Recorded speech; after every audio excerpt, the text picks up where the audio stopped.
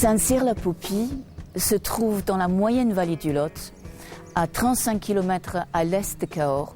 C'est l'un des grands sites Midi-Pyrénées et c'est aussi l'un des plus beaux villages de France. Saint-Cyr-la-Popie, à l'origine, c'était un point fort stratégique parce que c'est perché sur un piton rocheux qui domine parfaitement tout ce secteur de la vallée. Les seigneurs sont venus implanter leurs donjons, leurs fortifications et se construit un village. Viennent s'implanter des gens industrieux, des artisans qui vont travailler et qui vont devenir prospères. Notamment, il y avait les potiers, le palisario, les tanneurs.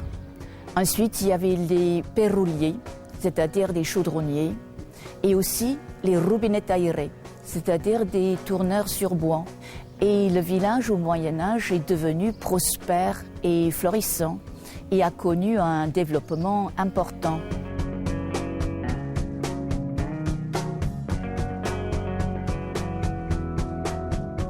Pendant une grande partie du XIXe siècle, la pâtellerie sur la rivière a battu son plein.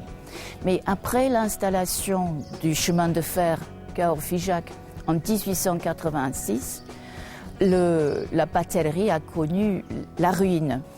Et le village a été tiré de l'oubli, on peut dire, par la venue d'André Breton, le chef de file des surréalistes, qui a découvert le village en 1950, qui a acheté une maison et il venait tous les ans avec sa femme passer les beaux jours dans le village.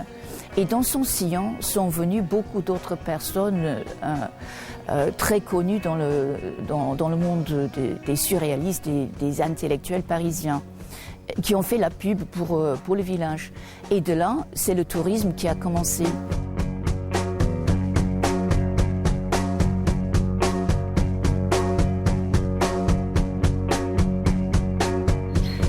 Avec toutes ces richesses patrimoniales, culturelles, paysagères, on comprend bien pourquoi tant d'artistes sont venus s'implanter travailler ici, en reprenant la phrase célèbre d'André Breton, parlant de Saint-Cyr-la-Popie.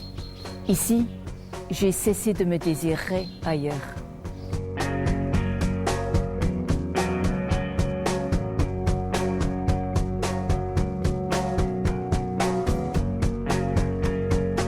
J'ai découvert cette région en fait quand j'avais 15 ans, c'était une photo. Sur cette photo, il y avait une caselle et un troupeau de moutons. Et je suis tombée amoureuse de cette photo et je me suis dit que j'irais là-bas un jour. Et effectivement, à 18 ans, je suis arrivée dans le Lot pour travailler dans une ferme et j'y suis restée. Je me suis installée à Saint-Cyr parce qu'il y avait justement cet équilibre entre l'architecture et la nature. Ici, il y a cette harmonie vraiment qui est restée intacte, quoi. Et il y a cette notion aussi d'espace, puisqu'on est en hauteur, avec une vue qui va assez loin. Et donc on est entre le Causse et la vallée, c'est un paysage qui est vraiment très fort. Et il y a ce bâti qui est extraordinaire, quoi. Donc il y a vraiment cet équilibre entre la nature et le travail de l'homme.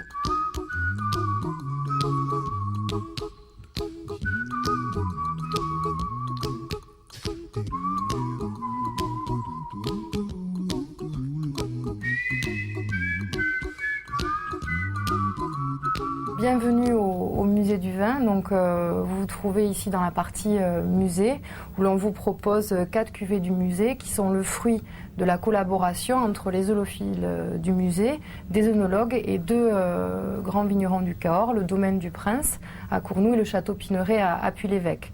Donc on intervient au niveau de l'élevage, de l'assemblage, de la vinification de ces 4 cuvées et on essayait de recréer une gamme assez représentative du Cahors, une gamme représentative et une sélection pour faire redécouvrir le Cahors dans son ensemble et essayer, alors si ce n'est de redorer le blason, de faire redécouvrir ce cépage peu ou mal connu. À travers ces 4 cuvées et les autres produits du terroir que nous proposons ici au musée du vin, nous cherchons à être de véritables ambassadeurs des produits du terroir du Quercy et de la région du sud-ouest.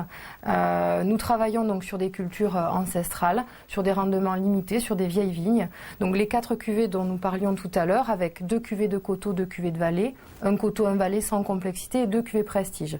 Alors nous allons nous attarder sur la cuvée du musée, une des cuvées d'exception que nous avons lancée il y a 3 ans. Donc un 100% Malbec, qui est le cépage majoritaire du Cahors, appelé aussi Auxerrois ou Caux. Alors quand on parle de vin noir, je pense qu'il suffit d'observer la couleur. Un vin passé 18 mois en barrique neuve.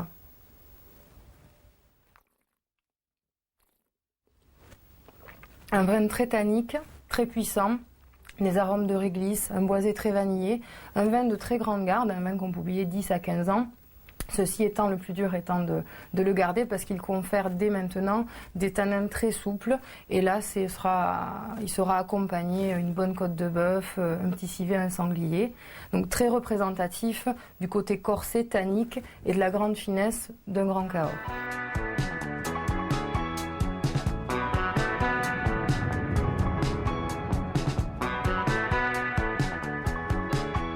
Alors qu'est-ce qu'on mange au restaurant Le Gourmet Quercinois? Alors on mange une cuisine du terroir, une cuisine du Quercy qui met à l'honneur tous les produits locaux.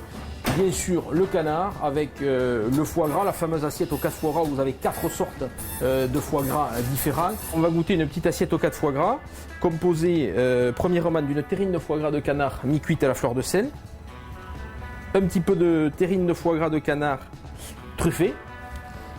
Ici, un carpaccio de foie gras de canard, donc ça veut dire qu'il est cuit à la fleur de sel, très, très beurré, très agréable. Et après, je vais escaloper une petite tranche de foie gras frais, poêlé, déglacé au vinaigre balsamique. C'est une petite sauce aux fruits rouges. Pour les gourmands, on fait même l'omelette aux truffes carpe diem avec le foie gras poêlé à l'intérieur, la truffe diffuse dans la graisse du canard. Ça, je vous le recommande.